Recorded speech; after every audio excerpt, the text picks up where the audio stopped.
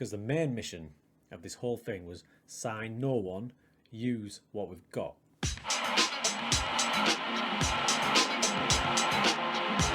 How's it going, everyone? Welcome. So here we go. This is the quadruple winning tactic that we did with Barcelona. Now, to win a quadruple with Barcelona might not seem like a big deal, but if anyone's had a go with Barcelona at the start of this year's FM, you realise that the team's in a bit of a mess. Now, first up, for those who came just for the tactic and you don't want to hear anything else, you just want to get that tactic, download it. There it is. The link below is the download. Pop it into your save file and away you go. For those of you who want to know the ins and outs of it and what to change here and there, you better stay tuned. So there's a campaign. You can see, basically, we didn't lose a game in the whole season. It's one of the best seasons I've ever had on the game with Barcelona, obviously. League, 38 games, 31 wins, 7 draws, no defeats. Champions League, winners. Spanish Cup, winners. Super Cup, winners. Now there's a fixture list in full, and there's been some standout performances. You can see there's none of them horrible reds. It's a bit of a dream season, to be honest. We absolutely nailed it. Some standout performances were back-to-back, really. Real Madrid beating them 5-2, and then in the final of the Super Cup, Real San Sebastian is Sociedad to you and me. A big 7 goals and 6 after that. 4 goals were basically flying in.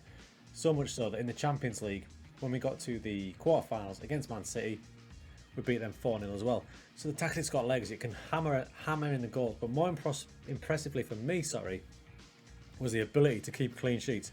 If you look up and down there's so many clean sheets. And even in the league, as we go to the league in more detail, you can see we only conceded 16 goals in 38 games, scoring 92 for a GD of 76 with 100 total points.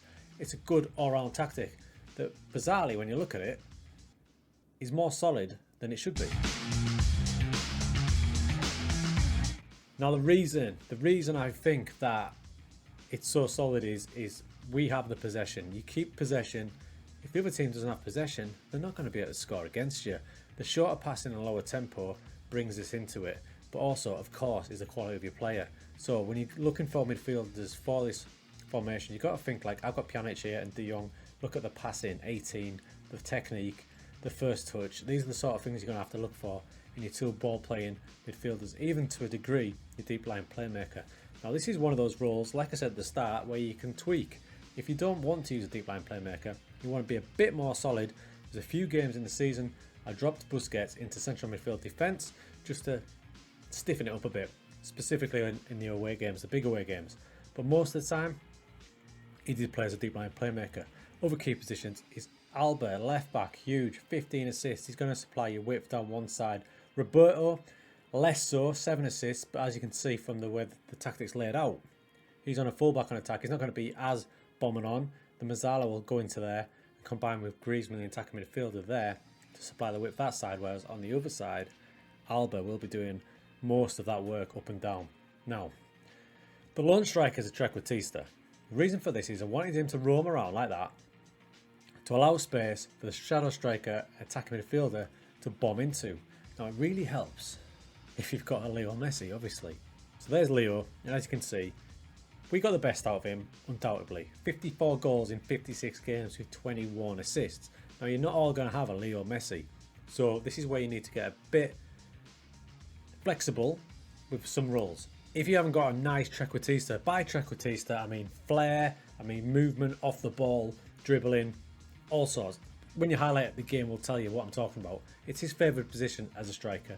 He's a vision, he's a creator, he can do everything. If you have not got that player, don't panic. Don't shoehorn the position into a random player.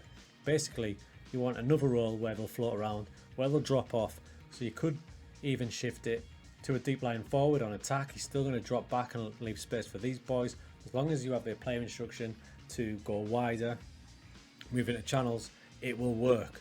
The ones I did avoid, I did try at the start with an advanced forward, but I found he was getting a bit too isolated and he's running in the same pockets as these boys were. So if I had a choice, it would be Trequartista. Second choice would be deep line forward. Nothing wrong with trying potentially a complete forward as well. You know when you're onto something when your other teams, obviously, they use the same tactic as you, and when they're going to barnstorming season as well, you know you're onto something. I really want you to check out what our under-19 team got up to. So we'll go to our development centre there, under-19s overview, first in the Spanish Division 1 Group 3. So remember that. We'll go to Division 1 Group 3, and there we are. I mean, Jesus Holy Mary. Our under-19 team outdid us.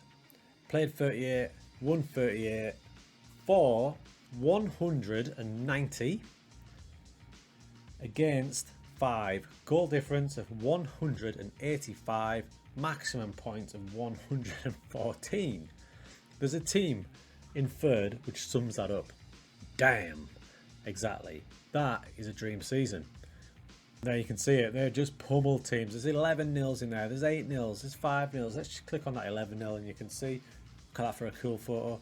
And there, hilariously, Stadium Casablanca. They kind of tried to match us up in a way, but there's that under-19 team. You can see they're using the same system and they're absolutely ripping it up. So if your development teams and your B teams are using it and they're winning the league, you're onto something.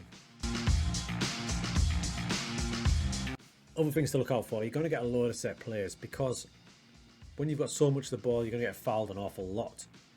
So you need to get your set pieces laid out right. If you download the tactic, you will get my set pieces and they seem to work quite well. Arujo there scored 14 goals, for example. You'll also get an absolute ton of penalties because you're going to be running into the box, especially if you've got players with skill and pace like Fati and like Messi. Speaking of Ansu Fati, what I wanted to do with him is I really wanted to convert him into a shadow striker. So when we started, he didn't have this lovely green colour as a shadow striker. We developed him, got him training there, and that's where he played all of the season. He scored 10 from 35. You've got to remember, he's only 18. If I was to carry this save on and he was playing in the pocket there, he would just get better and better. That was one of my little missions because the main mission of this whole thing was sign no one, use what we've got. Right, team starts to finish off and you can just see the domination this team had. Goals from corners 14, average possession just below Real Madrid 56, clear cut chances 45, and that's a street ahead of anyone. XG 79.83, goals 92, I mean nearly 30 ahead of second place Villarreal. Direct free kicks first, conceded the best. Penalty taken, like I said, you're going to get a load of penalties, 12. It's a good all-round system. It's a complete alternative to your 4-2-3-1s. That's why I wanted to do it, and that's why I loved it.